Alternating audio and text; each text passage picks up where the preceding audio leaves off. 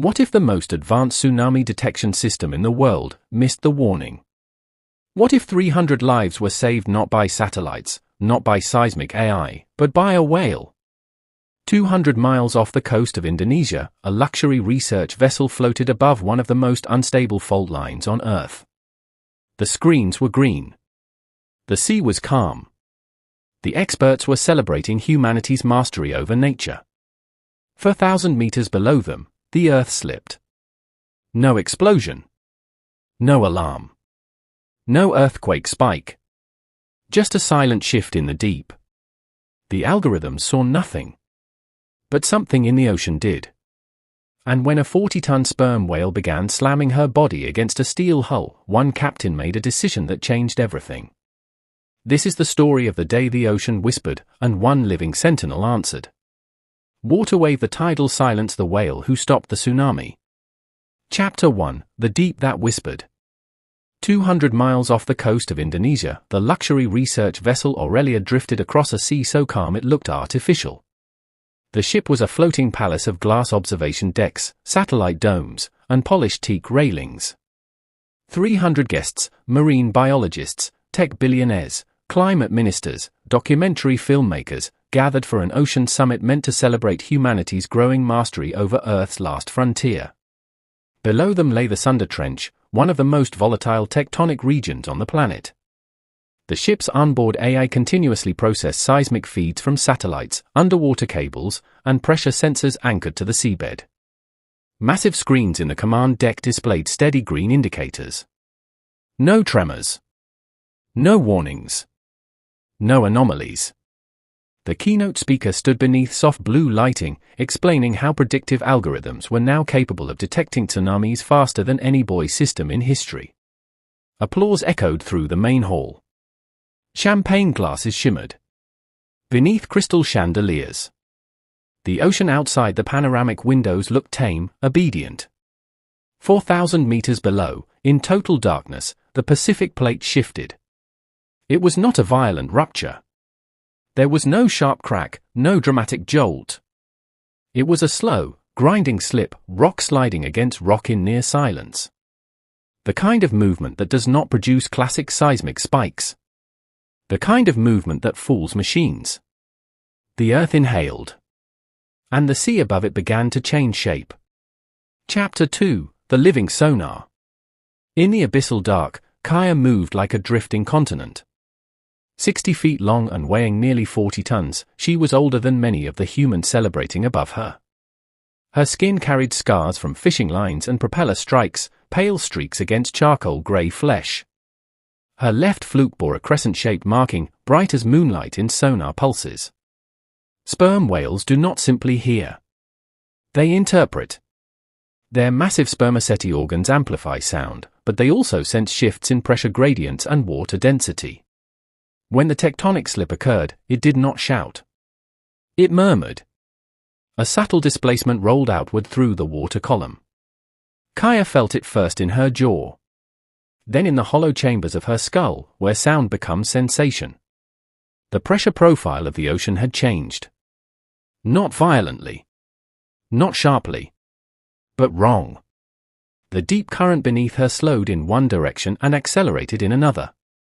Tiny organisms shifted migration patterns. Squid scattered from invisible turbulence. The abyss was reorganizing itself around a silent rising force. The ocean had inhaled. And Kaia knew something immense was about to exhale. The vertical wall.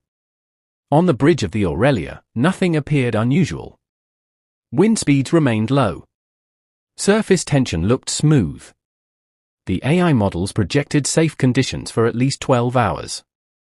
The keynote speech transitioned into a panel discussion on sustainable ocean futures. Then dolphins began racing north. At first, it seemed playful, sleek bodies slicing through water in synchronized arcs. But they were not leaping for joy. They were fleeing in formation, fast and direct, ignoring the vessel entirely. Moments later, Kaia surfaced. She did not rise gently. She launched upward with explosive force, her massive body breaching beside the ship and crashing down with a detonation of foam and thunder. The deck trembled. Guests cheered and rushed for cameras. She breached again. Closer. The impact this time rattled glassware and triggered mild balance alarms on the bridge. The captain's smile faded. Then the sonar operator stared at the horizon behind them. The sea was lifting, not curling into a wave, but rising as a massive, swelling ridge stretching across miles of ocean. A wall without a crest. A vertical displacement still forming, still silent. The AI still showed green. But Kaia turned sharply and began swimming hard toward open sea. Chapter 4: The Human Decision. Captain Idris had commanded ships for 3 decades. He had weathered typhoons, pirate waters, and political crises. He trusted instruments, but he trusted instinct more. He watched the dolphin's trajectory. He watched Kaia's urgency. He looked at the rising anomaly on sonar that the AI dismissed as statistical noise. His first officer hesitated. The summit delegates protested. Altering course would disrupt schedules, waste fuel, and trigger media panic. The system displayed no official tsunami alert. But Idris noticed something subtle. The horizon line had thickened.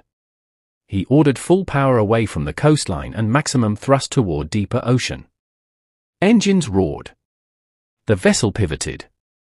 Murmurs turned to outrage among passengers. The AI recalculated and still returned green indicators. No formal warning. No emergency broadcast. They followed the whale. And the ocean behind them began to rise. Chapter 5: The Split Horizon. 20 minutes later, the coastline detonated. The tsunami struck shallow waters where wave energy compresses and magnifies. What had been a subtle deep-sea bulge transformed into a towering wall that devoured harbors, marinas, and anchored ships in seconds. From deep water, the Aurelia rose on an immense but survivable swell. The ship lifted like an elevator ascending through a building of water. Glass windows groaned but held. Plates slid from tables. Some passengers fell to their knees. Then the ship descended. Behind them, smoke, debris, and sirens marked where cities had been touched by sudden catastrophe. The difference between deep ocean and continental shelf had meant everything. Had they remained on course, they would have been caught in amplification near shore, crushed against infrastructure and seabed. 300 lives floated because of one choice. And one whale. Kaia resurfaced briefly beside the vessel, her dark eye visible just above the foam. She exhaled in a mist that caught the sunrise like silver fire. Then she vanished beneath the surface. No applause. No ceremony. Just the deep reclaiming its guardian. Chapter 6: The Silent Guardian. In the aftermath, oceanographers confirmed what had occurred, a slow-slip megathrust event. Rare. Nearly silent. Capable of generating tsunamis without traditional seismic spikes. The existing systems were not flawed, they were incomplete. The summit transformed overnight from celebration to reckoning. Funding pledges shifted toward coastal early warning networks and marine life behavioral research. The survivors formed a coalition named Kaia's Watch, dedicated to studying biological detection patterns in whales and dolphins. News networks replayed footage of Kaia's breaches. At first framed as spectacle, later understood as warning. Experts debated whether marine mammals perceive pre-tsunami pressure anomalies through bone conduction and fluid resonance. Captain Idris never claimed heroism. He simply said, "I followed the one who looked afraid." Somewhere in the Pacific, Kaia swam still. Her scars remain. Her crescent-marked fluke slices through currents older than civilization. She listens to the breathing of tectonic plates and the murmurs of shifting trenches. Satellites orbit. Algorithms calculate. But sometimes the ocean chooses a living sentinel. And sometimes, someone is wise enough to listen. If this story moved you, take a moment to remember what it represents. Technology is powerful. But nature still speaks first. If you believe animals sense the world in ways we're only beginning to understand, show your support.